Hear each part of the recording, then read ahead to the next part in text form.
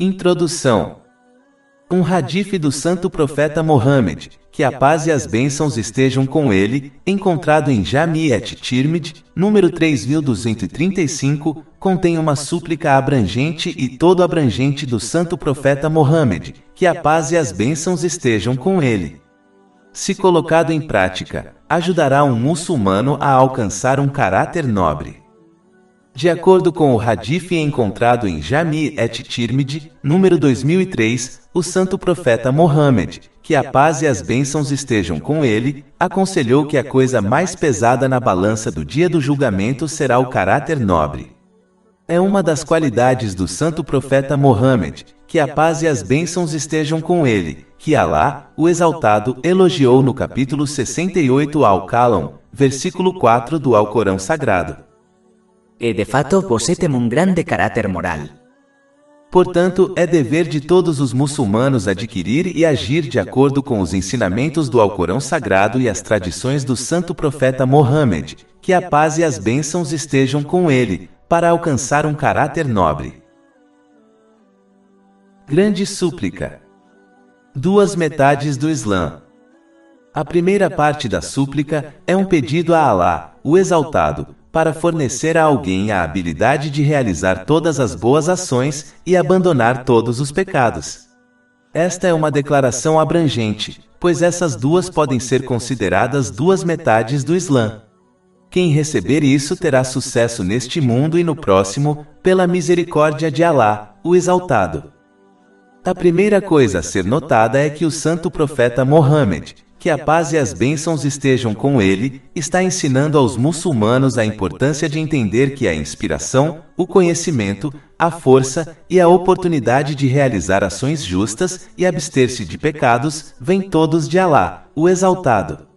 Entender isso, manterá um muçulmano longe do orgulho, pois um átomo é o suficiente para levar alguém para o inferno. Isso é confirmado em um hadith, encontrado em Sahih Muslim, número 266. As boas ações mencionadas nesta súplica incluem todas aquelas ações que agradam a Alá, o Exaltado, e que aproximam alguém da misericórdia de Alá, o Exaltado. Inclui as ações que são obrigatórias, como a oração obrigatória, as tradições do santo profeta Mohammed, que a paz e as bênçãos estejam com ele, e outras ações recomendadas.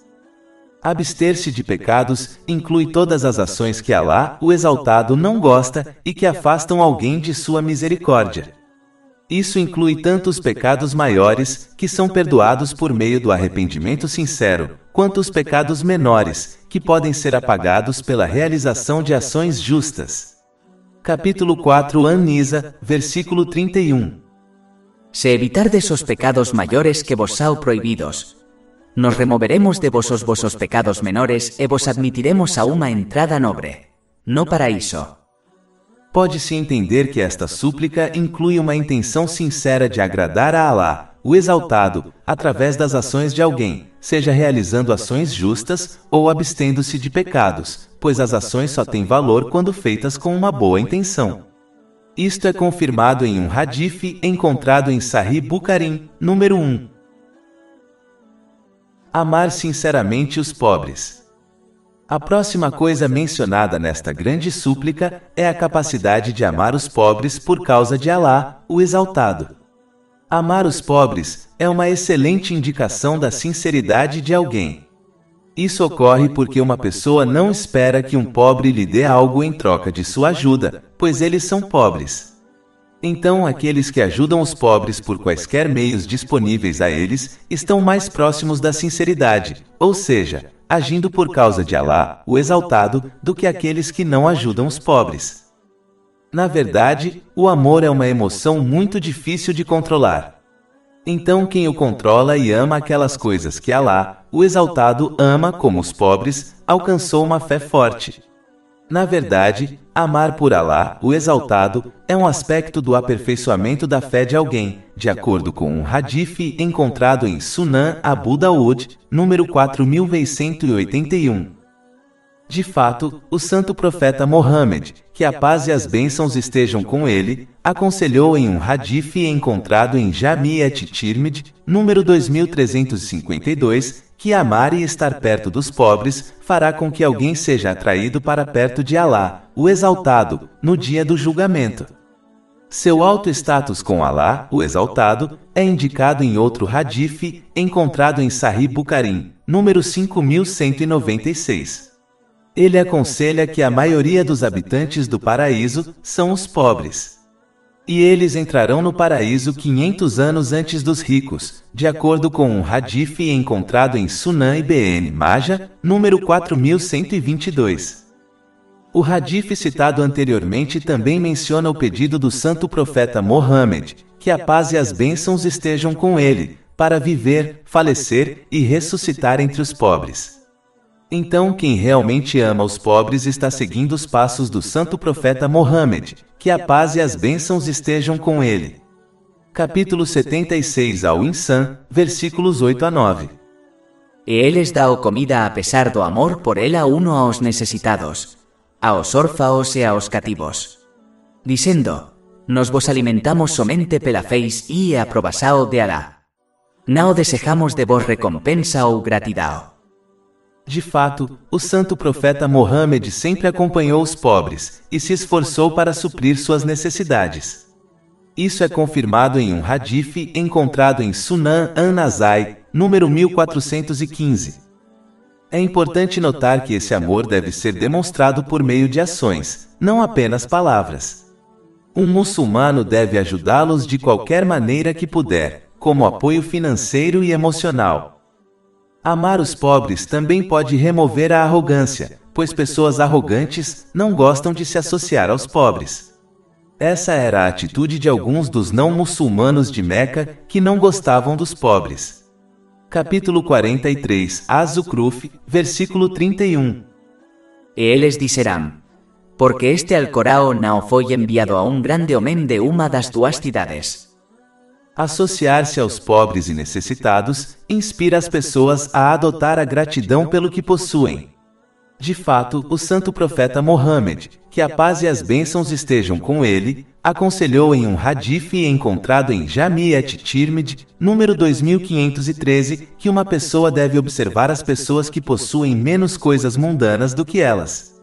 Observar aqueles que possuem mais pode encorajar alguém a se tornar ingrato sobre o que eles possuem. Isso pode levar a outros traços malignos, como o ciúme e o excesso de amor pelo mundo material, o que torna alguém descuidado em se preparar para o além. Capítulo 20 Taha, versículo 131. E não estendas os teus olhos para aquilo pelo qual concedemos gozo a algumas categorias deles, sendo apenas o esplendor da vida terrena pela qual os testamos. E a provisão do teu Senhor é melhor e mais duradoura. É por isso que o santo profeta Mohammed, que a paz e as bênçãos de Alá estejam com ele, aconselhou sua esposa, a mãe dos crentes, Aisha, que Alá esteja satisfeito com ela, em um hadith encontrado em Jami' at-Tirmidhi, número 1780, a tomar apenas as provisões mínimas deste mundo para satisfazer suas necessidades e responsabilidades e evitar as reuniões dos ricos. É importante notar que a pessoa realmente pobre é aquela que está em um estado de pobreza e carência em relação a Alá, o Exaltado, como resultado de ser humilhada pelo amor e temor de Alá, o Exaltado.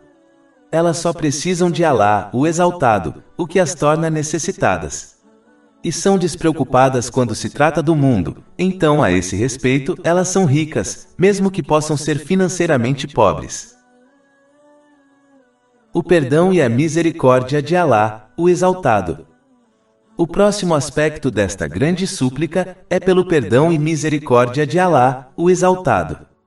Esses dois elementos contêm tudo o que é bom em ambos os mundos. De fato, não se pode ter os pecados apagados sem perdão. E não se pode realizar ações justas sem a misericórdia de Alá, o Exaltado, na forma de inspiração, conhecimento, força e a oportunidade necessária para fazer uma ação justa. No próximo mundo, não se pode escapar do inferno sem o perdão de Alá, o Exaltado, nem entrar no paraíso sem sua misericórdia. Isso é confirmado em um hadith encontrado em Sahih Bukhari, número 5673. Provas e tribulações. O próximo aspecto mencionado nesta grande súplica é buscar refúgio em Alá, o Exaltado, de provações e tribulações. Um muçulmano deve desejar proteção contra provações, especialmente aquelas que podem afetar sua fé, mesmo que isso signifique desejar a morte. Partir deste mundo antes de ser testado em sua fé é uma grande bênção, e os hadifes buscando refúgio de provações indicam principalmente esses tipos de provações. Por exemplo, um hadith encontrado em Jami' at-Tirmidhi, número 3604, aconselha os muçulmanos a buscar refúgio em Alá, o Exaltado, das provações da vida e da morte. As provações da vida indicam principalmente aquelas coisas que podem afetar a fé de alguém, como descrença, inovações malignas e persistência em pecados. Tudo isso pode ocorrer quando alguém persegue o excesso deste mundo material. De fato, um hadith encontrado em Jami' at-Tirmidhi, número 2376, alerta que o amor pela fama e riqueza é mais destrutivo para a fé de alguém do que a destruição causada por 2 lobos famintos que são soltos entre um rebanho de ovelhas. Os testes da morte incluem perder a fé na hora da morte e os testes do túmulo. Na verdade, o teste do túmulo será tão difícil quanto o teste do anticristo, de acordo com um hadith encontrado em Sunan an-Nasai, número 2064. É importante notar que, de acordo com o hadith encontrado em Sunan Ibn Majah, número 4077, não há teste que uma pessoa enfrentará neste mundo maior do que o teste do anticristo. O Alcorão Sagrado e os hadiths do santo profeta Mohammed, que a paz e as bênçãos estejam com ele, deixaram claro que uma grande provação que pode destruir a fé de alguém é a busca pelos luxos do mundo material. Por exemplo, em um hadith encontrado em Sahih Bukhari, número 3158, o santo profeta Mohammed, que a paz e as bênçãos estejam com ele, alertou que temia que os muçulmanos competissem por luxos mundanos, a ponto de destruí-los. Ele acrescentou que essa era a principal causa da destruição das nações passadas. De fato, o santo profeta Mohammed, que a paz e as bênçãos estejam com ele, alertou claramente em um hadith encontrado em Jami' at-Tirmidhi, número 2336, que cada nação enfrentava uma provação principal, e o principal teste e provação desta nação é a riqueza. Na realidade, o Alcorão Sagrado indica que cada pessoa é um teste para outra pessoa. Capítulo 25 Al-Furqan, versículo 20. E ficemos de alguns de voces pessoas uma prova para os outros. Voces terá o paciencian. Por exemplo, os ricos são um teste para os pobres e os não muçulmanos são um teste para os muçulmanos. Outro verso indica como todas as coisas que as pessoas consideram boas ou más são provas e testes para elas. Capítulo 21 Al-Anbiya, verso 35. E vos probamos como mal e como bem, como prova, e a nos sereis devolvidos. Isso significa que enfrentar bons momentos e dificuldades é um teste para um muçulmano. Bons momentos são um teste que requer gratidão e dificuldades são um teste que requer paciência. De acordo com um hadith encontrado em Jami' at-Tirmidhi, número 2464, ser paciente na dificuldade é mais fácil do que ser grato na facilidade. É importante notar que isso não significa que um muçulmano deve abandonar completamente as coisas que podem ser um teste para eles, como riqueza. Isso significa que um muçulmano deve, em vez disso, pegar o que precisa deste mundo para cumprir suas necessidades e responsabilidades de acordo com os ensinamentos do Islã. Em relação às pessoas, deve-se cumprir seus deveres para com elas de acordo com os ensinamentos do Islã e priorizar agradar a Alá, o Exaltado, em vez de agradar as pessoas. As pessoas não protegerão um muçulmano se o muçulmano agir para agradar as pessoas enquanto desobedece a Alá, o Exaltado. Mas Alá, o Exaltado, protegerá um muçulmano dos efeitos negativos das pessoas, desde que o muçulmano obedeça a Alá, o Exaltado, mesmo que essa proteção não seja óbvia para eles. Amor. As próximas coisas mencionadas nesta grande súplica são o amor de Alá, o Exaltado, amar aqueles que sinceramente amam Alá, o Exaltado, e amar as boas ações que nos aproximam do amor de Alá, o Exaltado. Este aspecto da súplica inclui todas as coisas que são boas e úteis em ambos os mundos. Somente quando o amor sincero de Alá, o Exaltado, é estabelecido no coração de alguém, ele os levará a realizar as ações justas que são amadas por Alá, o Exaltado. Aquele que ama Alá, o Exaltado, amará as coisas que Alá, o Exaltado, ama em relação a palavras e ações. Este amor inspirará alguém a evitar pecados, pois desagradar a Alá, o Exaltado, contradiz ter amor sincero por ele. O amor de Alá, o Exaltado, pode ser dividido em dois aspectos. O primeiro tipo é obrigatório para todos os muçulmanos. Isso inclui amar e provar esse amor por meio de ações, cumprindo os deveres obrigatórios que são amados por Alá, o Exaltado.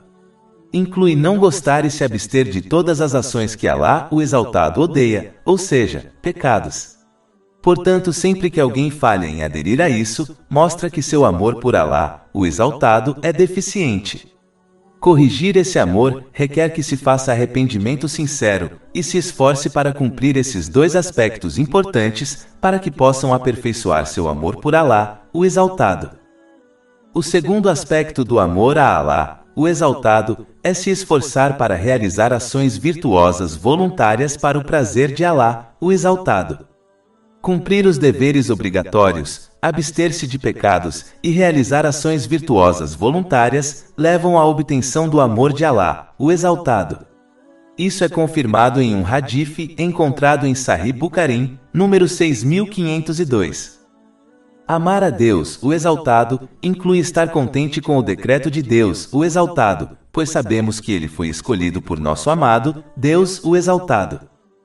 Além disso, a grande súplica menciona amar aqueles que amam Alá, o Exaltado. A perfeição do amor é amar aqueles que amam Alá, o Exaltado, e não gostar daqueles que não gostam de Alá, o Exaltado.